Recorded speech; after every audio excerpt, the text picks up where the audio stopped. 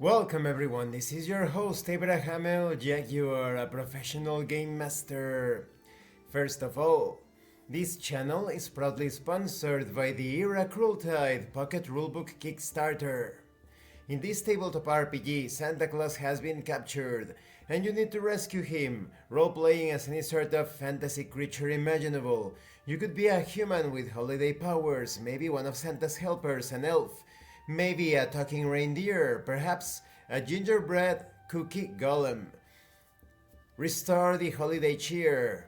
Check out the link to the Kickstarter in the description and in the pinned comment, and definitely take a look at the stretch goals. This channel is also proudly sponsored by Dead Tree Studios, the publishers and developers of Dames of Asstoria, a tabletop role-playing game where you play as monster girls experiencing high adventure in a world that doesn't fully accept them.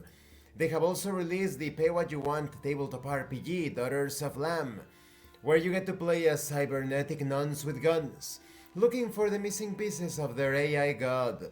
Definitely check it out. You will find it in their website, the link will be in the description and in the pinned comment. This channel is also proudly sponsored by the Red Room Publishing.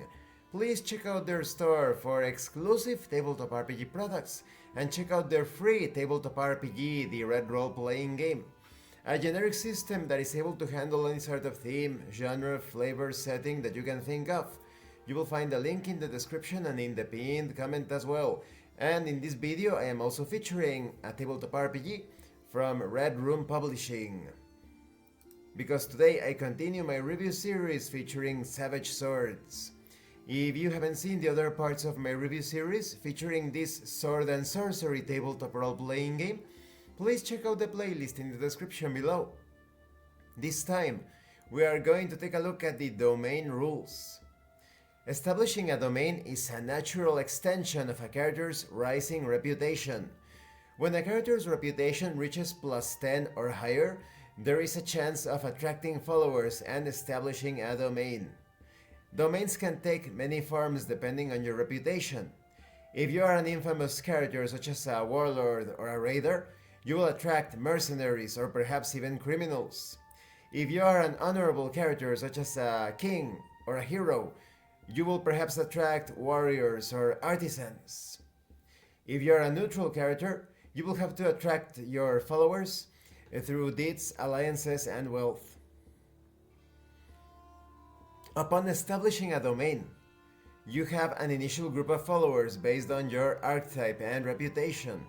You could end up attracting warriors, sorcerers, rogues, priests, merchants, explorers. You have a table to determine the settlement growth, generating the value or number of births, deaths, and who is leaving and joining, so you can determine the births, deaths, and migration.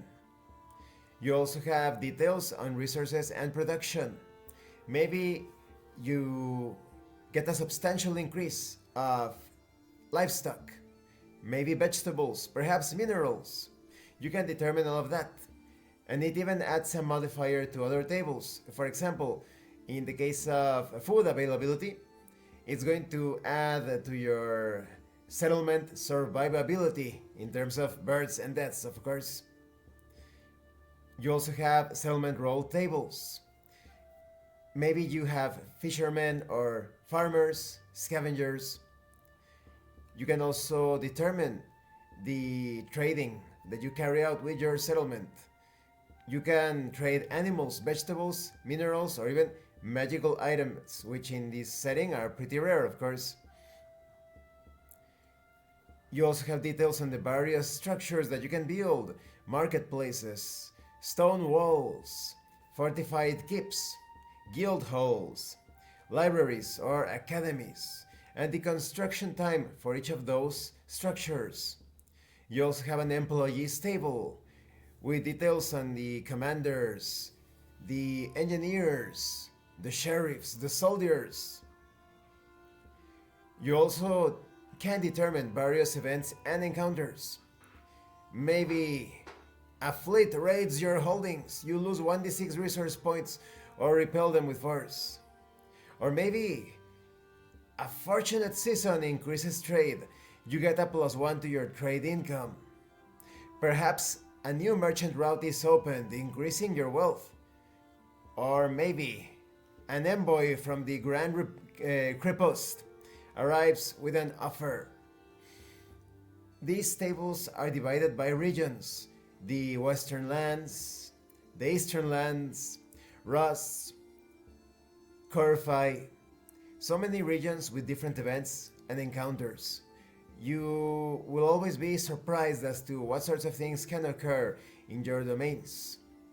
And this concludes this part of the review series.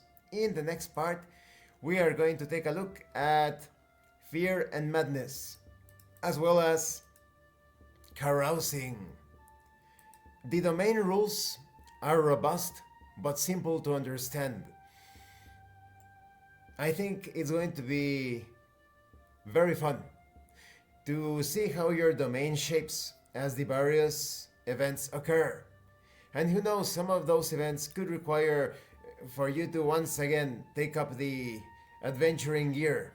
Perhaps leave a trusted advisor and hope that that advisor or senescal or steward doesn't turn traitor, so that they can manage your domain while you take care of business, while fighting nefarious enemies, or perhaps are in search of valuable treasure. Thank you for watching this part of the review series. Don't forget to leave a like, comment and subscribe. And thank you so much to those of you that are going the extra mile to support the channel. If anyone else wishes to further support the channel, consider joining as a member using the super thanks button. Take a look at the information in the description and in the pinned comment. This has been your host, Abraham L. Jaguar, a professional game master. And remember, in tabletop role-playing games, you are not having a conversation about your characters. You are experiencing the game world as your characters. Once again, thank you and see you later.